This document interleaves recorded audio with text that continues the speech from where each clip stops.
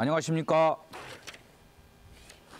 저는 현재 광주시, 그것도 시내권에 있는 무양서원에 나와 있습니다.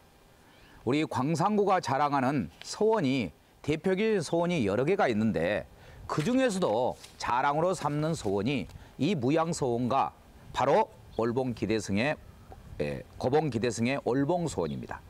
그런데 이 무양서원은 이름부터가 좀 특이하죠. 무양서원 묘정비 해가지고, 맞습니다. 옛날 우리 광주의 옛 이름이 무진주입니다.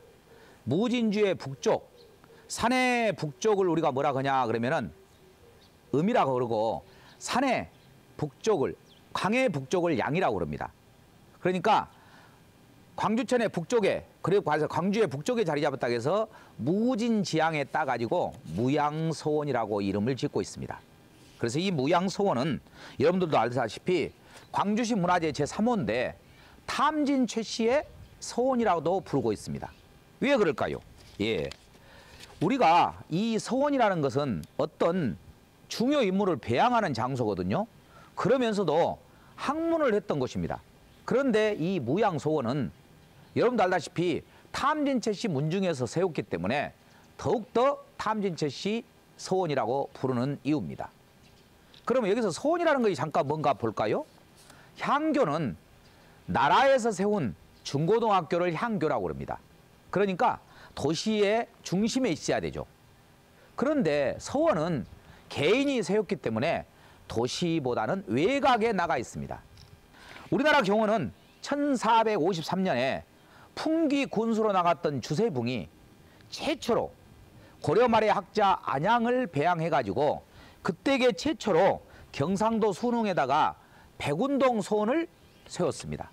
그게 바로 서원의 효시가 됩니다. 그래서 여러분들한테 조금 경건한 의미, 또 서원의 아름다움 추억, 또 서원의 아름다운 기상, 그런 선비정신을 느끼기 위해서 저도 유언을 쓰고 여러분들을 뵙게 됐습니다. 자, 고려 인종 때 여러분들이 어이면서 충신인데 그분이 최사전이라는 분입니다. 탐진 최씨겠죠. 그분이 자기 후손들이 소남 최윤덕, 금남 최부, 문절공 유이춘, 충렬공 나덕현, 이런 분들을 5분을 모으신 사당이 바로 무양서원이라고 보시면 됩니다. 그래서 이 최사전이라는 어른은 고려 인종 때 사람인데 15살의 나이로 어이가 됩니다. 지금 같은 뭐냐 그러면 임금님 대통령 주치의죠. 15살에 얼마나 뛰어나고 훌륭했으면 15세에 임금님 주치의, 옛날로 말하면 어이를 했겠습니까? 그래서 또한 이자겸의 난을 평정한 공로로 왕의 총애를 받아가지고 문화시랑 평장사라는 높은 벼슬에 또 오르게 되죠. 고려시대 때는 외척 세력이 컸잖아요. 이자겸이가 외척이잖아요. 그래가지고는 세력이 커지니까 인조왕이 자신에게 생명을 보존하려고 왕위를 이자겸한테 넘겨주라고 할 때에 우리 이 최사전 어른께서 폐하, 고려는 한 나라의 개인 것이 아닙니다. 끝까지 정렬을 지켜야 됩니다. 하루아침에 역신에게 왕위를 양보할 수는 없습니다. 이렇게 말씀하시니까, 그래, 네 힘으로 이런 어려운 고비를 극복한다면은 앞으로는 정말로 너를 큰일에 쓸 수가 있겠구나 하니까 최사전 어른이 이자겸의 측근이었던 탁준경을 해외에서 나중에 난이 평정되는 거죠. 최윤덕이라는 어른은 탐진 최씨 중에서도 광주 성서파 중조라고 그래요. 그래서 또 그 밑에 후손이었던 금남 최부를 제가 이야기했죠. 금남 최부는 원래 고향이 나주입니다. 지금으로 보면 행정구역으로는 공산면이랍니다. 근데 공산면하고 동강면 경계죠.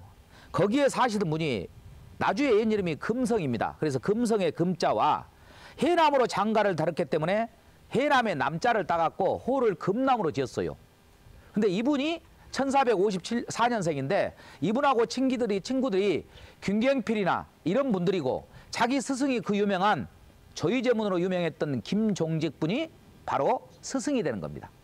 이 금남 최부가 여러분들이 그 당시에 벼슬이 추세 경차관이었어요. 추세 경차관이 뭐냐 그러면은 도망간 노비들을 잡으러 가려고 파견하는 건데 제주도를 간 겁니다. 근데 제주도에 갔다가 일을 보고 있는데 아버지가 돌아가셨다는 이야기를 들어요. 나주까지 와야 될 거 아닙니까? 그래서 배 타고 다시 나오는 도중에 42명이 한꺼번에 표류가 돼봅니다.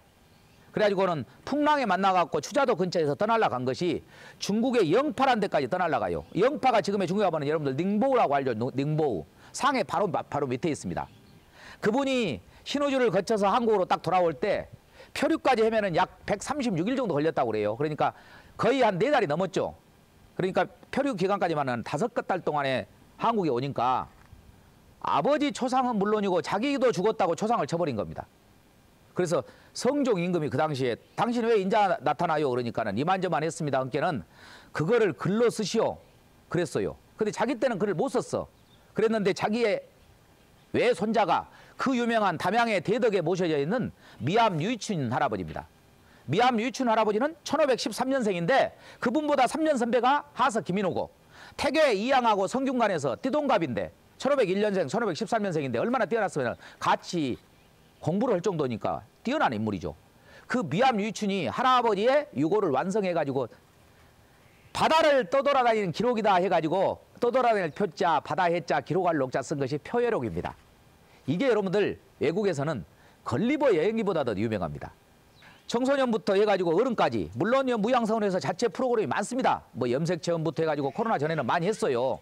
지금은 이제 못 오고 있지만은 다시 활성화가 된다면은 청소년부터 어른까지 예 도심 속의 서원이에요. 도심 속의 서당. 예 그러니까 여러분들이 이곳에 오셔가지고 정말로 선비의 충절을 느껴보면 좋지 않을까 이런 생각을 해봅니다. 그리고 이렇게 바깥에 있으니까 외산문 안에 있으면 내산문 그래요. 그리고 마치 태국문양이 딱 있잖아요 우리나라. 그러니까 태국문양을 보니까 광주에 또 자랑했는 데가 대표 서원이 2개라겠죠. 무양서원하고 월봉서원. 월봉서원도 여러분들 저요 태국문양 있잖아요. 이게 그렇게 같은 신성한 구역을 나타내면서 이렇게 외산문 있잖아요. 그래서 가운데 문을 신도문. 예, 들어갈 때 어째 우리가 왼쪽 문으로 들어갔다가 나올 때는 오른쪽 문으로 나오잖아요. 가운데 문은 신도문이라고 해가지고 옛날에는 조상들 10만 다닌다고 해서 저 문은 닫아놨다가 제사 때만 열어줍니다.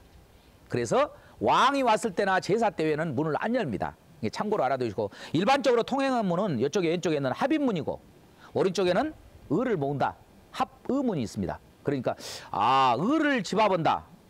아니 우리 한국이라면 의가 생명이잖아요. 또 어지린이 생명이잖아요. 그러니까 합인문이 있는 맞아. 인간의 질서를 정립해주는 새로운 서원이구나. 이렇게 이해하시면 무양서원을 더 빠른 이해를 하겠습니다. 제가 설명해드렸던 성지제, 우리가 동제라고 그러죠. 성지제, 동제 서제가 있잖아요. 제성자가 보이잖아요. 성지, 갈지자, 집제자, 가지널 제자거든요. 저거에 그래서 성지제라 가지고 우리 같으면은 기숙사의 역할을 이게 동쪽 기숙사고 서쪽 기숙사가 있었어. 그거 마찬가지로 향교에서 동제 서제인데 저기가 성지제라는 그런 건물입니다. 성지제를 소개해드렸잖아요. 저기는 여러분 어째요? 동제 서제 중에서 왼쪽에 해당되죠. 그러니까 어째요? 즐거울락 어조사오자죠.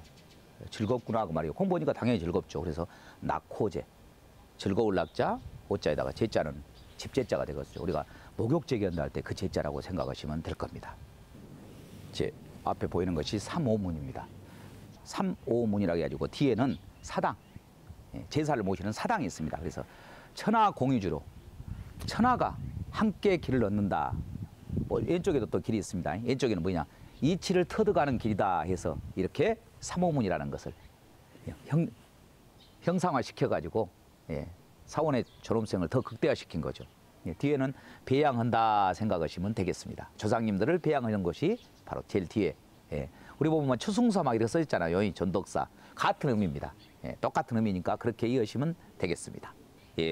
좀 여러분들 길어가지고 또 지루했는가 모르겠어요. 이게 사진도 또 우리 촬영 감독님이 자세히 보여주실 겁니다. 이택당이고 합인문이고 그러면은 그에 나왔는 것을 보고 직접 여기 광주에 가까워요. 여러분들이 남부대학교 바로 앞에 올개초등학교 있죠. 바로 옆에 있습니다. 찾기도 좋아. 앞에 무양공원도 있고. 그러니까 와서 도심 속의 향기야, 도심 속의 서원, 또 새로운 조상의 을을 살펴보면 좋겠습니다. 감동 있는 뉴스 줄여서 가민뉴. 또 여러분들의 진실만을 보도하는 광산저널TV. 저는 해설을 맡고 있는 건곡서원 서상일 훈장입니다. 감사합니다. 다음에 뵙겠습니다.